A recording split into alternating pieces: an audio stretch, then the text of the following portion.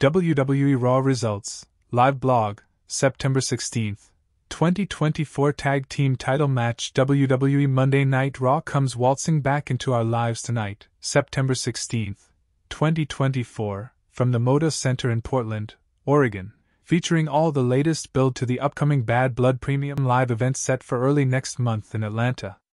Advertised for tonight.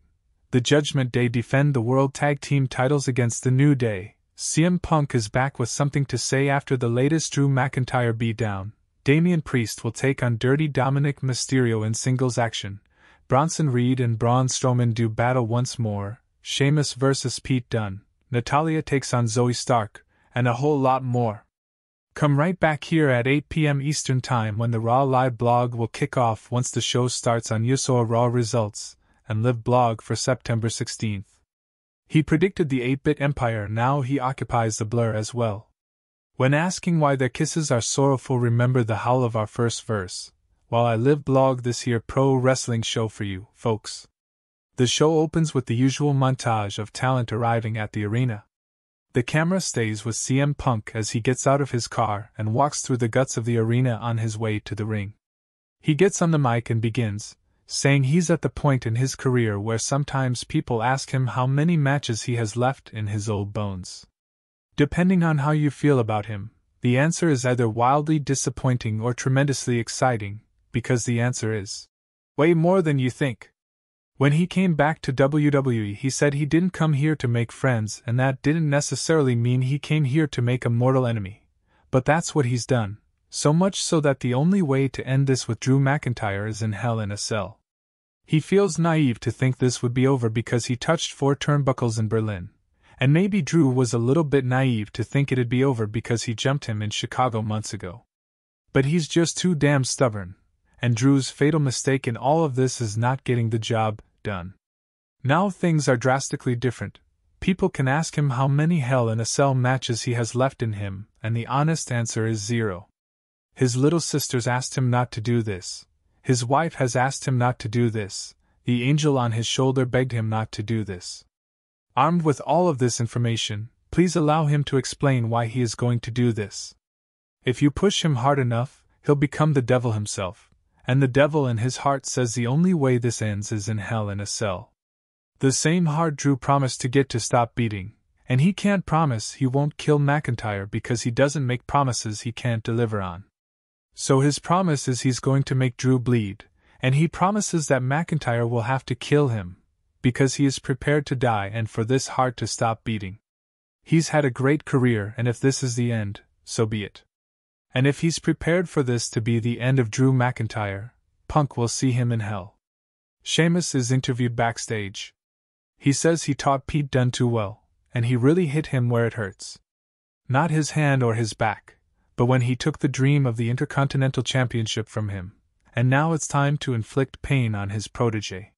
He begs the crowd not to call him Butch, because he hates it, and if he said Butch over and over again, well.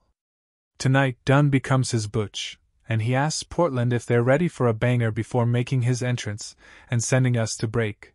Pete Dunne vs. Sheamus. Sheamus hard out the gates, Irish curse, taking him to the apron, beats of the Bowden blocked, and Dunne gets a shoulder armbreaker. Celtic Warrior takes him back in, Pete's too fast, Enzwajiri, working the fingers, bending the arm down and stomping the bicep. To the floor, trying to stomp Sheamus' hand on the steel, but he blocks and lands an Alabama slam into the announce desk to send us to break. Back from commercial, up in the turnbuckles, Dunne gets a sunset flip power bomb. Nope. Sheamus presses the attack, big bombs away, knee drop. So close. Pete with a series of kicks, headed up top, Celtic Warrior cuts him off with an uppercut, jockeying for position. Avalanche power slam, but Dunne kicks out. In the ropes, working the fingers, but Sheamus cuts him off with the beats of the Bowden, about 20 in total. Pete has the shillelagh, Sheamus cuts him off with a plimp knee. Cricket bat shot, ref doesn't see it. Pete Dunne wins by pinfall with a brogue kick. Terror Twins are walking backstage when they run into Jey Uso. Uso says he's gonna have eyes on Damian Priest's match tonight when Xavier Woods rolls up.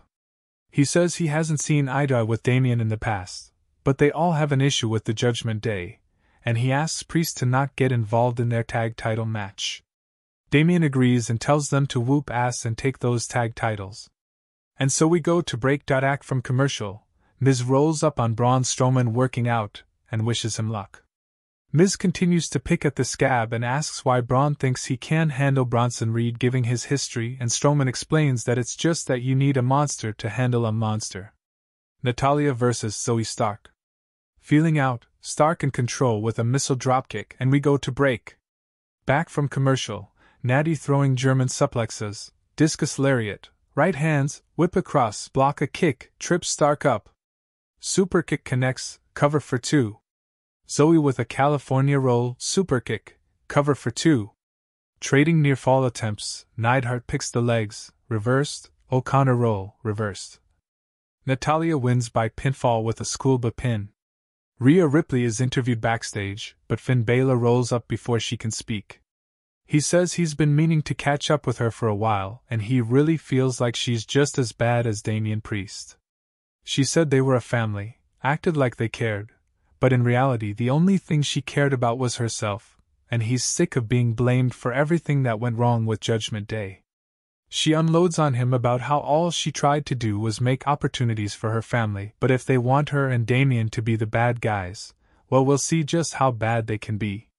Balor says there's one more thing he wanted to say, coming from him, that when Liv Morgan was putting the moves on Dominik Mysterio, he was the devil on his shoulder telling him to do it. Jey Uso appears to ask Finn if they have a problem here, and he waves it off as two friends catching up, before telling him to focus on the Intercontinental Championship because he's out of his league with Rhea. She tells Jey to focus on bringing the title home, and we go to break.